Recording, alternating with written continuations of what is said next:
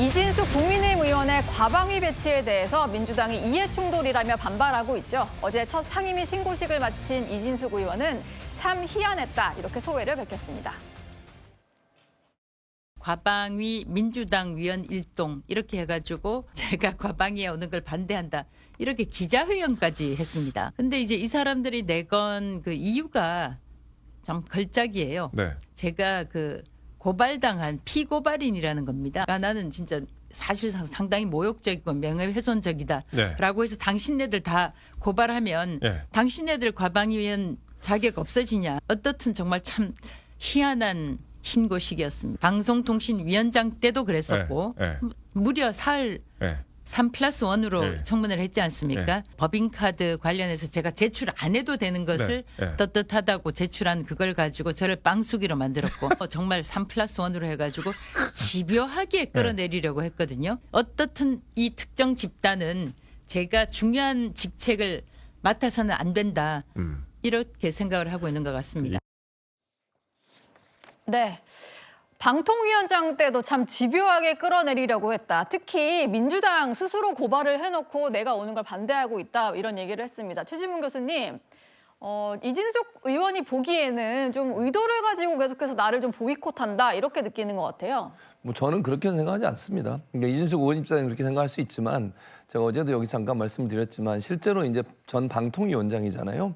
지금은 이름이 방송미디어통신위원회로 바뀌긴 했습니다만 방통위원장을 하면서 만드는 여러 제도들이라든지 정책들 이런 부분들이 이번 국정감사나 앞으로 국회 상임위에서 주로 다루어질 겁니다. 네. 그런 부분들이 다루어질 때 본인이 이제 만들었고 본인이 운영했던 거니까 그 과정에서 어떤 발언을 하거나 하는 것이 이해충돌이 일어날 수 있는 가능성에 대해서 우려를 얘기했다고 저는 보고요.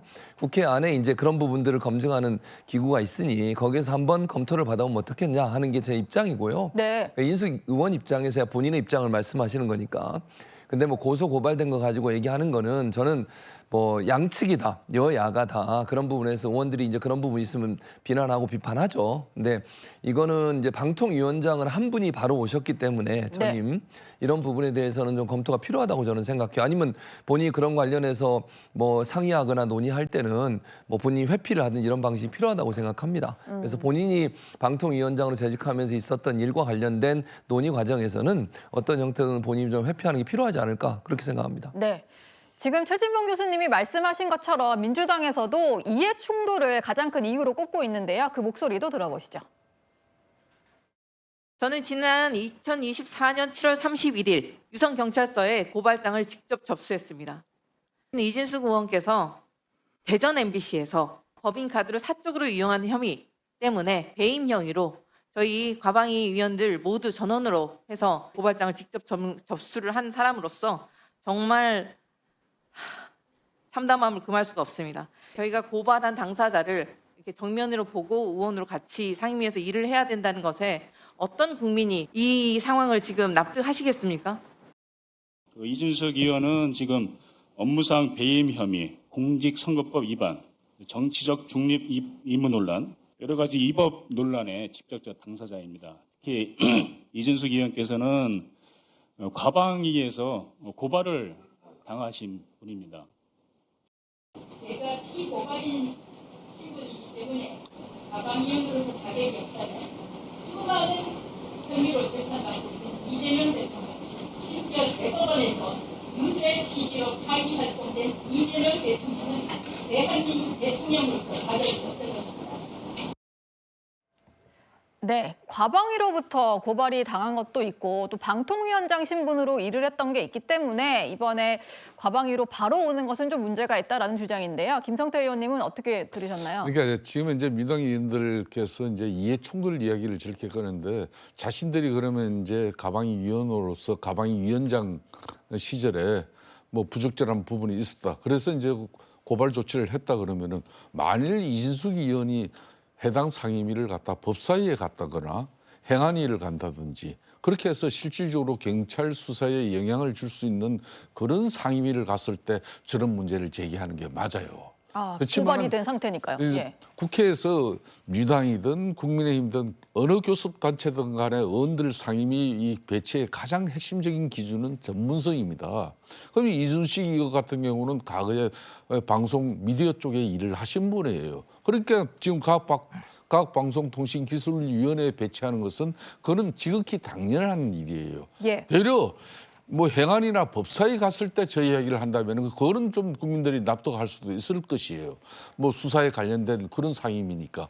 그런데 전혀 그거와 관련 없이 이미 자신들은 뭐 정치적 이미 사법적 행위를 해놓고 그 소관 상임이 자기가 전문성을 가지고 온 상임위에서 저 이야기를 하고 있다는 것은 저는 앞뒤가 안 맞아도 한참 안 맞는 이야기를 지금 했다는 것이고, 다만 정치적으로 저렇게 계속 교섭단체에서 이렇게 배정한 위원회 국회에서 출석 권한을 갖다 제한하려고 하는 그런 민주당의 형태야말로 반헌법적인 행위를 지금 하고 있다고 봐야죠. 예. 이진숙 의원은요, 민주당 과방위원들의 과거 사례를 하나하나 열거하면서 비판하기도 했습니다. 2014년 김현 의원이 세월호 유가족의 대리기사 폭행 사건으로 고소됐을 때 김현 의원은 피고소인 신분이 됐기 때문에 상임위원 활동을 하지 않았습니까? 또 지난 2024년 공직선거법 위반 혐의로 검찰에 송치된 이정헌 의원에 대해서 당시 민주당 과방위원들은 이정헌 위원이 과방위원 자격이 없다고 성명을 발표했었습니까? 김남국 의원, 2024년 8월 코인 투자 수익을 숨기려 국회 공직자윤리위원회의 심사 업무를 방해한 혐의로 검찰에 불구속 기소됐었습니다.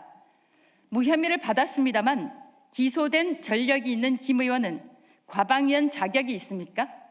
누가 저에 대해 자격 시비를 걸자고 제안했는지 그 사람의 뇌 구조를 의심해야 할 상황입니다. 이진숙을 쫓아낼 계획을 하고 있다면 각오하십시오. 민주당에서 최소 수십 명이 상임위원 자격을 잃게 될 것입니다. 이진숙 의원은 이해충돌이라는 핵심 질문에 답하지 않았습니다. 나만 문제냐는 식으로 동료 의원들을 공격하고 아무 관련 없는 대통령까지 끌어들였습니다. 동료 의원을 공격한다고 이해충돌이 결코 해소되지는 않습니다. 참.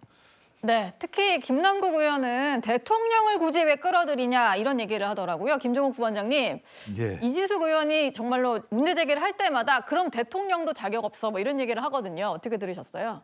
뭐 제가 볼 때는 앞으로 과방위가 국민 밑상 상임위가 될 가능성이 되게 높아진다. 법사위를 제치고 과방위가요? 네, 그럴 것 같습니다. 예. 뭐 지난번 과방위도 제가 볼 때 가관이었다는 생각이 들긴 하고요. 그다음에 또 이진숙 위원장, 당시 위원장이었을 때 국회에서 보여준 모습을 보게 되면 뭐 국민들이 좋아하지 않았던 측면들이 꽤 있습니다. 근데 그렇다고 하더라도 전 상임위 결정 권한은 국민의힘 원내대표가 결정하는 문제인 것이고 예. 그 권한에 대해서는 존중해야 된다고 저는 생각을 합니다.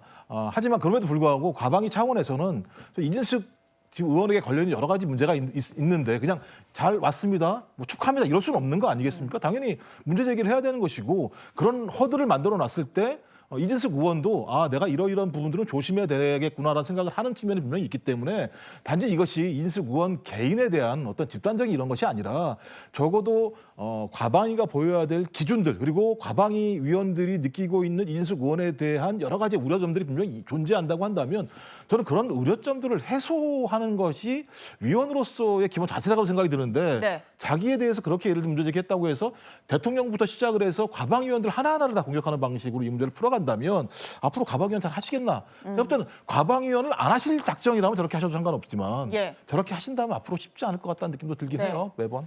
적어도 여야가 함께 잘 해볼 생각은 없겠다 이런 생각은 듭니다.